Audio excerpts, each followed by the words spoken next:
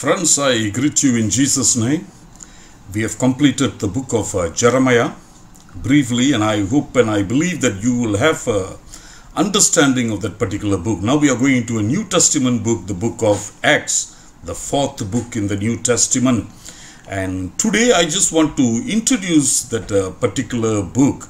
Acts is actually a second part to the gospel that was already written by the same author, and we will read in Luke the calling out of believers from the world.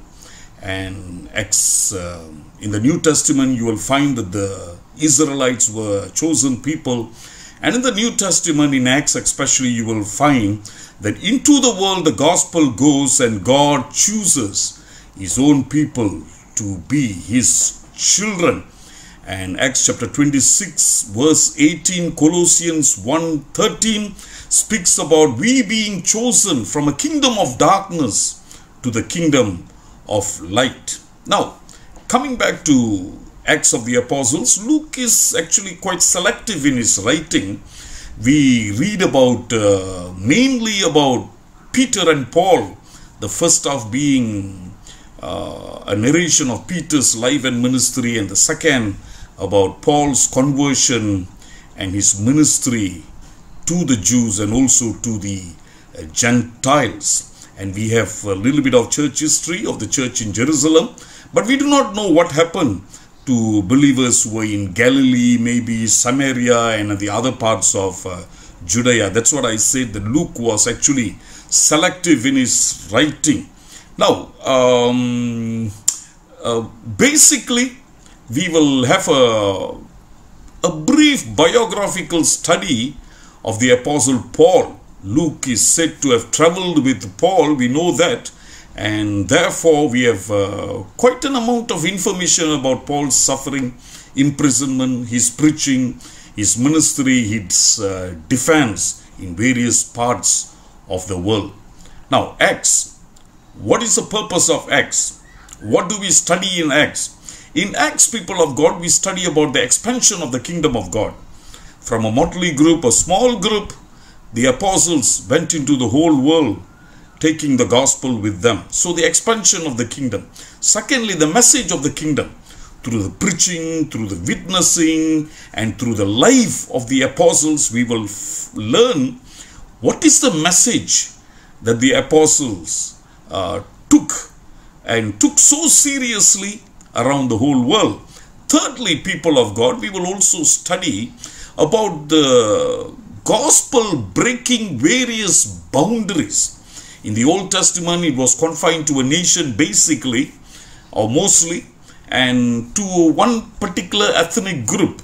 Whereas in Acts, we will find the gospel going beyond boundaries, geographical boundaries, and ethnicity, and embracing various people of the world. And then we will also study people about the empowerment of the Holy Spirit, the coming of the Holy Spirit and empowering of the Holy Spirit upon the apostles' life. The Spirit's empowerment was twofold. Number one, it empowered them to take the gospel throughout the world. Secondly, it empowered them to live the Christian life. And that too we will study when we study and meditate on the book of Acts. One or two things I want you to learn, people of God. Number one, that you are a chosen people. 1 Peter chapter 2 verse 9. You can read that. And in Psalm 134 verse 35 verse 4, you can read that. That we are a chosen people. You know John chapter 15 verse 16. You have not chosen me, but I have chosen you, Jesus said. So we are a chosen people, called out by God to be his special possession. Israel was God's special possession in the Old Testament. In the New Testament, the believer is a special possession of the Lord Jesus Christ himself. Secondly, we also find that this called out people were called out for a special mission. Isaiah 43:21. Luke chapter 1 verses 74 and 75. Zechariah, the father of John the Baptist, in his prophecy, he says something like this, that we were delivered to serve him. So basically, people of God, we are a called out people. We are a chosen people to serve God. But how do we serve? By the empowerment of the Holy Spirit. That is third thing that we can learn. When the Spirit comes, you will receive power. We all know that. Ezekiel chapter 36 verse 27, Joel 2:28 prophesies about these times. When the Spirit comes, He will empower you. And Paul in 4:13, Philippians 4:13, speaks about the ability to live the Christian life with the power of the Holy Spirit. You know, in writing to the Philippian believers, he says that he thanks them for the gift that they have given.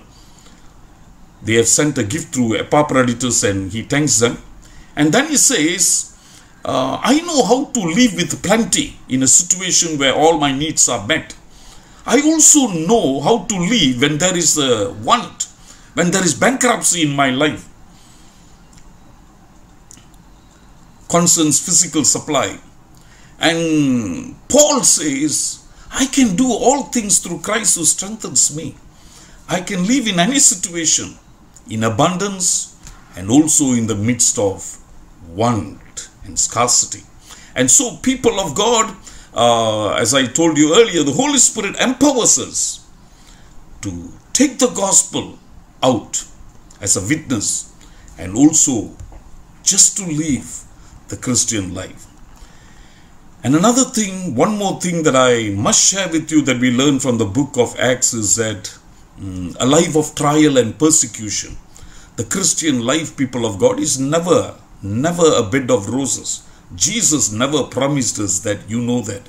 In Luke chapter 14, looking at a big crowd, He said, if any one of you were to follow me, you got to take up your cross and come after me. And if you do not do that, you are not worthy of me. John chapter 16 verse 33, He warns them, in this world you will have tribulation. And Paul in Philippians 1:29 says, it has been given to us not only to believe in Jesus, but also to suffer for His sake. So, people of God, all these things we will be learning, and I hope that it will edify your spirit, your soul, and my spirit and my soul. The idea is that more and more we will conform to the image of Christ, the Son of God. And we pray that studying Acts together will empower us not only to be a witness, a faithful witness to the Lord, but also to live the Christian life and walk according to the Spirit. May the Lord bless you, and may the Lord bless all of us, empowering us to walk according to His ways. So please look into the verses that I have shared with you. Have a notebook, take down notes, study. Let's study this Acts together. As I've said earlier on, it may take a little longer than Jeremiah, but it will be a very useful exercise, I believe. And once again, God bless you. And the next lesson we will go into Acts chapter 1.